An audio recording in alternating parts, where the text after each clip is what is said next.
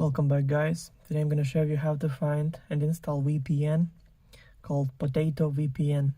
So first thing first, open App Store, click on that blue icon right here on your home screen, then make sure that you log in on your Apple ID account, then click on the search button right here, and in the search bar type VPN, Potato VPN, and go search right here.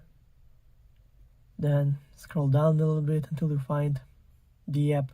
So click on that, then click Get, then Install, then confirm installation through Face ID or Touch ID, or using password from your Apple ID account.